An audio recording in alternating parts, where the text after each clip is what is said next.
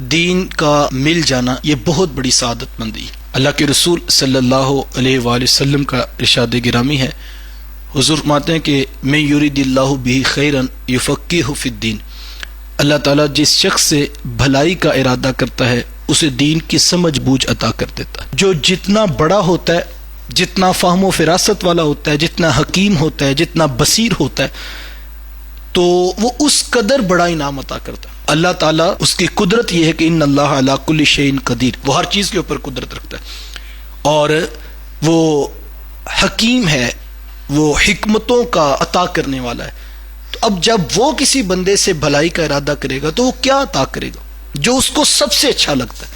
اور وہ کیا ہے میرے حضور باتیں، اللہ اس کو دین کی سمجھ بوجھ عطا کر دیتا ہے۔ تو ہمیں ہر وقت اس تحفے کو کبھی بھی نہیں بھولنا چاہیے۔ دین کی سمجھ، دین کا فہم، یہ ساری زندگی کا مشن ہے۔ تو یہ دین کا جو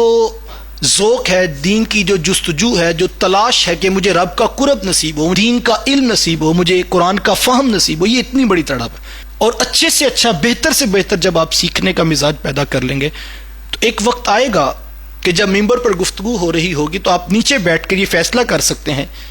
کہ کیا بولنے والا صحیح دین بتا رہا ہے یا کہ نہیں۔ اور یہی اچیومنٹ ہے کہ جو عام شخص ہے ممبر و محراب سے آنے والی گفتگو کے بارے میں وہ جسٹیفائی کر سکے کہ کیا واقعی یہ دین ہے یا کہ نہیں۔ اور اگر کسی شخص کو اس چیز کی پہچان مل جائے تو یہ بہت بڑی سعادت مندی کہ اس کا دل مطمئن ہو کہ یہ دین نہیں ہے، یہ دین کے نام پہ کاروبار ہے، یہ دین نہیں ہے، دین کے نام پہ گمراہی ہے، یہ دین نہیں ہے، دین کے نام پہ دھوکہ ہے۔ اور یہ اس وقت جو سوشل میڈیا پہ ایک یلغار ہے، میڈیا کے ذریعے دین اپنی مرضی کا دینے کا ایک پروگرام دیا جاتا ہے۔ سوشل میڈیا پہ آئے دن نیا نیا فتنہ آپ دیکھتے ہیں، دماغ چکرا جاتا ہے کہ ہم کیا سمجھتے ہیں اور یہ کیا کر رہے ہیں۔ تو یہ فیصلہ کون کرے گا کہ صحیح کون ہے اور غلط کون ہے؟ جب آپ قرآن سے وابستگی اختیار کریں، جب آپ دین صحیح طرح سیکھ لیں گے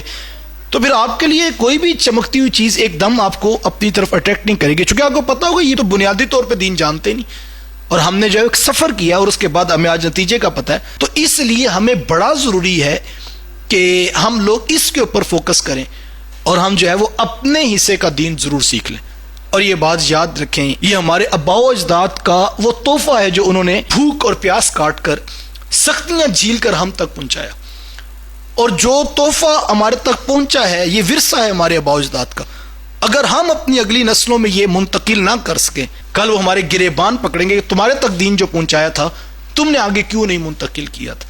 اور صحیح سیکھا ہوگا تو آگے منتقل کر پائیں گے۔ اور جو اس میں خیانت کرے گا وہ کل اللہ رسول کی بارگاہ میں بھی جواب دہ ہوگا، اور ان اسلاف کی بارگاہ میں جواب دہ ہوگا جنہوں نے کچھ تو خون کی ندیاں بہتی ہوئی دیکھیں لیکن دین کا پرچم نہیں چھوڑا، جنہوں نے سینکڑوں، ہزاروں، لاکھوں لوگوں کو قربانی دیتے ہوئے دیکھا لیکن دین کے ساتھ خیانت نہیں کی۔ یہ ہمارے کندھوں پہ بوجھ ہے، اور اس دین کا پرپس بھی ایک یہی ہے کہ وہ جو نسل در نسل 1400 سال تک دین ہم تک پہنچا، ہم نے وہ آگے منتقل کر